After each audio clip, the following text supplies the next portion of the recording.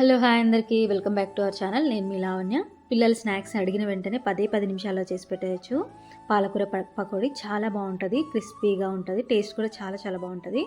దీనికోసం 4-5 పాలకూర కట్టల్ని నీట్గా వాష్ చేసుకొని కట్ చేసుకోవాలి. అందులోనే 1 కప్పు వరకు శనగపిండి, 1 స్పూన్ పచ్చిమిర్చి పేస్ట్, 1/2 స్పూన్ అల్లం వెల్లుల్లి పేస్ట్, 1/2 స్పూను పసుపు వేసుకోవాలి. అలాగే 1 స్పూన్ ధనియాల పొడి, రుచికి సరిపడా ఉప్పు వేసుకోవాలి.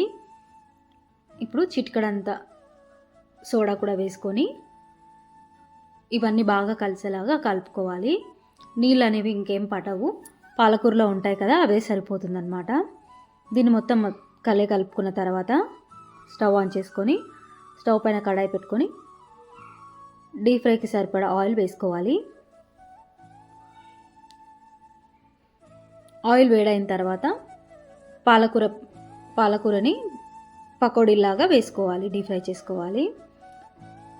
మీడియం మంట మీద ఫ్రై చేసుకుంటే తొందరగా మాడిపోకుండా ఉంటాయి అన్నమాట. 2 సైడ్స్ కొద్దిగా గోల్డెన్ బ్రౌన్ కలర్ వచ్చే వరకు ఫ్రై చేసుకున్న తర్వాత ప్లేట్లోకి సర్వ్ చేసుకోవాలి. చాలా ఈజీ స్నాక్స్ అండి, తొందరగా అయిపోతుంది కూడా. అండ్ పాలకూర తినని పిల్లలు కూడా ఇలా చేసి పెట్టామనుకోండి మంచిగా తింటారు. అండ్ టేస్ట్ కూడా చాలా చాలా బాగుంటుంది, క్రిస్పీగా. థ్యాంక్ యూ ఫర్ వాచింగ్ అండి. Please subscribe my channel. Thank you.